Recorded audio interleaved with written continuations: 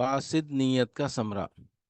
راہ یمن سے تیسری حدیث، ان ابی ہریرہ رضی اللہ عنہ قال سمعت رسول اللہ صلی اللہ علیہ وسلم یقول ان اول الناس یغزا یوم القیامت علیہ رجل نستشہد فأوتی به فعرفہ نعمہ فعرفہا قال فما عملت فیہا قال قاتلت فیک حتی استشہدت قال کذبت ولكنك قاتلت لأن يقال جري فقد قيل ثم أمر به فصهب على وجهه حتى ألقي في النار ورجل تعلم العلم وعلمه وقرأ القرآن فأوتي به فعرفه نعمه فعرفها قال فما عملت فيها قال تعلمت العلم وعلمته وقرأت فيك القرآن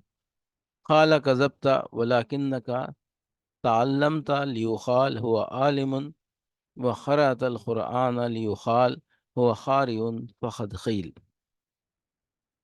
ثم أمر به فصهب على وجهه حتى ألقي في النار ورجل وسع الله عليه وآتاه من أصناف المال فأوتي به فعرفه نعمه فعرفها قال فما عملت فيها قال ما تركت من سبيل تحب أن ينفخ فيها إلا أنفخت فيها لك قال كذبت ولكنك فعلت ليقال هو جواد فقد قيل ثم أمر به فصهب على وجهه ثم ألقي في النار۔ صحیح مسلم۔ حضرت ابو ہریرہ رضی اللہ عنہ نے کہا، میں نے حضور صلی اللہ علیہ وسلم کو یہ فرماتے سنا، قیامت کے دن سب سے پہلے ایک ایسے شخص کے خلاف فیصلہ سنایا جائے گا جس نے شہادت پائی ہوگی، اسے خدا کی عدالت میں حاضر کیا جائے گا، پھر خدا اسے اپنی سب نعمتیں یاد دلائے گا اور وہ انہیں تسلیم کرے گا۔ تب پوچھے گا کہ تو نے میری نعمتیں پا کر کیا کام کیے؟ وہ عرض کرے گا، میں نے تیری خوشنودی کی خاطر تیرے دین سے لڑنے والوں کے خلاف جنگ کی، یہاں تک کہ میں نے اپنی جان دے دی۔ خدا اس سے کہے گا، تو نے یہ بات غلط کہی کہ میری خاطر جنگ کی، تو نے تو صرف اس لیے جنگ کی اور جانبازی دکھائی کہ لوگ تجھے جری اور بہادر کہیں، سو دنیا میں تجھے اس کا صلہ مل گیا۔ پھر حکم ہوگا کہ اس مرد شہید کو منہ کے بل گھسیٹتے لے جاؤ اور جہنم میں ڈال دو۔ چنانچہ اسے جہنم میں ڈال دیا جائے گا۔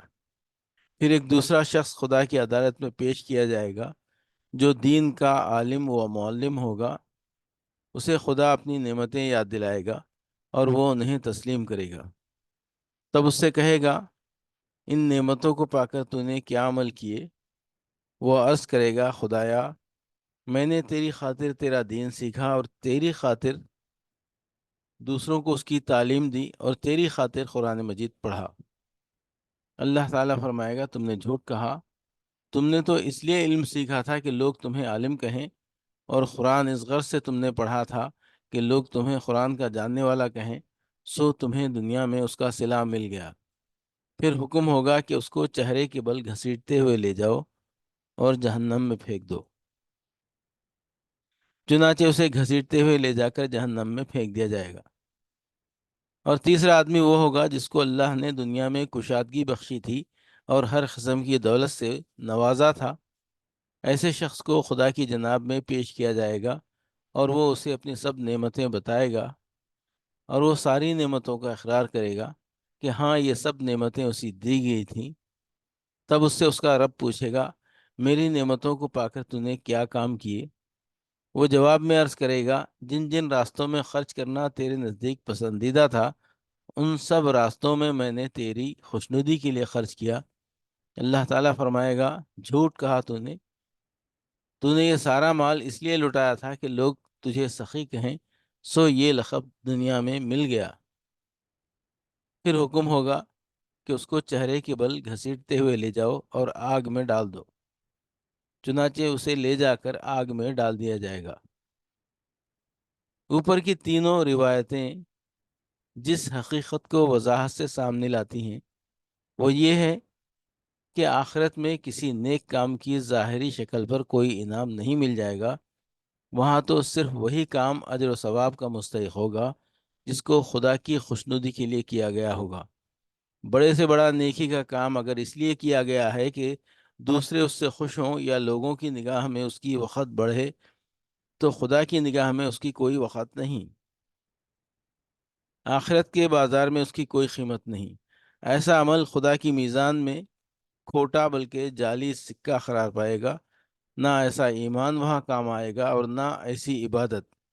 جب حقیقت یہ ہے اور اس کے حقیقت ہونے میں کوئی شبہ نہیں، تو ہمیں دکھاوے اور نام و نمود کے تباہ کن جذبے سے بہت ہوشیار اور چوکنا رہنا ہوگا، ورنہ ساری محنت برباد ہو جائے گی، اور سرمائی کی بربادی کا علم وہاں ہوگا جہاں آدمی کوڑی کوڑی کا محتاج ہوگا۔